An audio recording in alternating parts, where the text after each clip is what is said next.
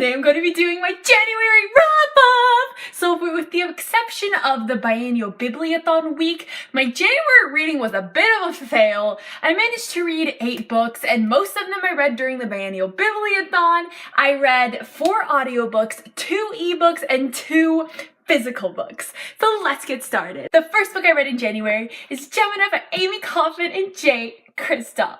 This is the second book in the Illuminate Files, and it takes place in Jump Station Heimdall with new characters, new setting, and I loved it. I loved it so much. I loved it even more than the first book. I didn't think it could get any better, but it did. I'm going to be doing a review of this book pretty soon, so keep your eyes peeled for that. So I'm not going to go super in-depth on my thoughts because I'm going to do that in my review, but I absolutely loved this. Again, I loved getting new characters and finding out more about this world. And of course, the format is just the coolest thing ever, as always.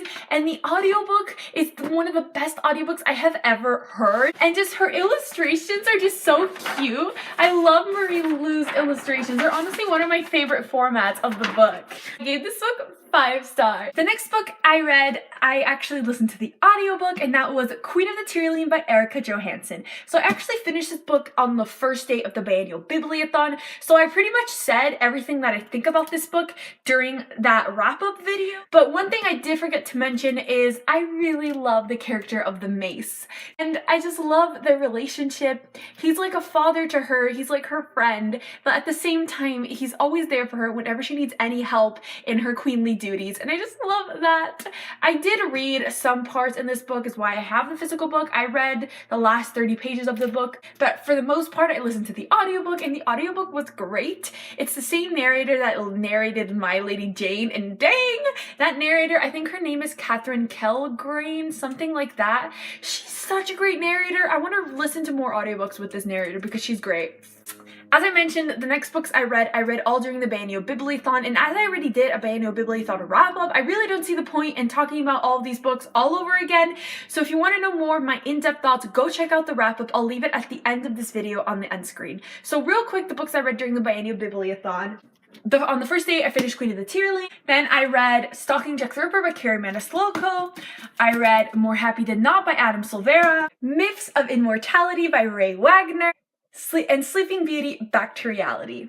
On the last day of the biennial Bibliothon, I actually started a new audiobook, but that audiobook was All the Bright Places by Jennifer Niven. So I actually was supposed to meet Jennifer Niven, Adam Silvera, Natasha, and Christine at the Grove at the History Is All You Left Me tour, but there was a huge thunderstorm and rainstorm the day of the signing, and because I had to drive quite a ways to get there, it just wasn't possible to get to the signing, and I was just so sad about that. I didn't actually find out I couldn't go to the signing until a couple days before that. So because I thought I was going to go to the signing, I had been reading all of the author's books. Like I read More Happy Than Not, and I listened to All the Bright Places.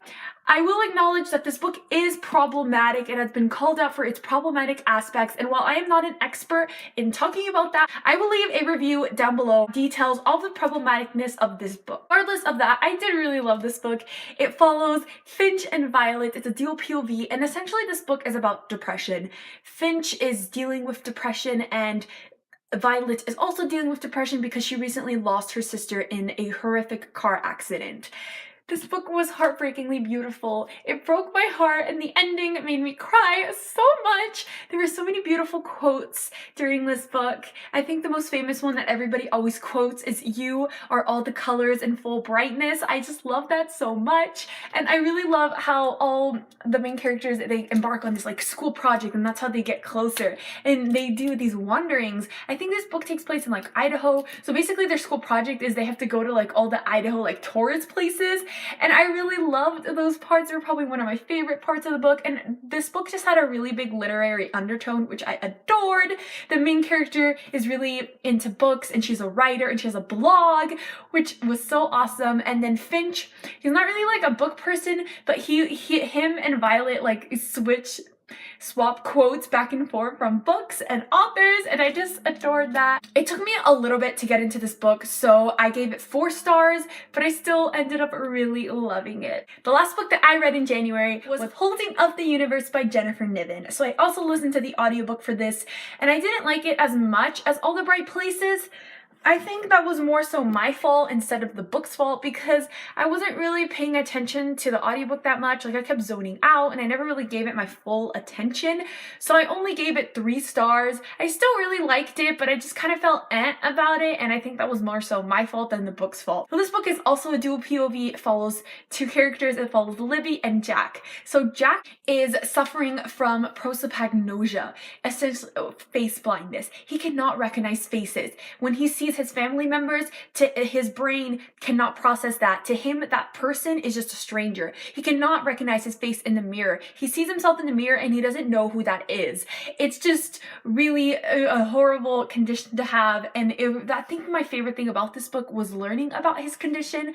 I don't really know that much about face blindness, but I learned so much from this book, and I really loved that. And also Libby, she is the fattest teen in the country. She was homeschooled for a really long time, and in this book we see her on her first day back to school after years of being homeschooled because she was bullied relentlessly because of her weight.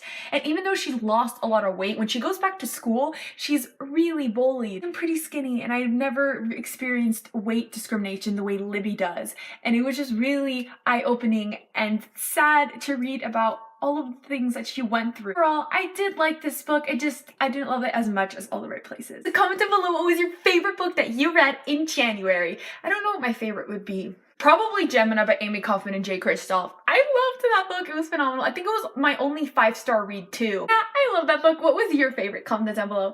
All my social media links are down below. My Twitter, my Bookstagram, and my Goodreads. Au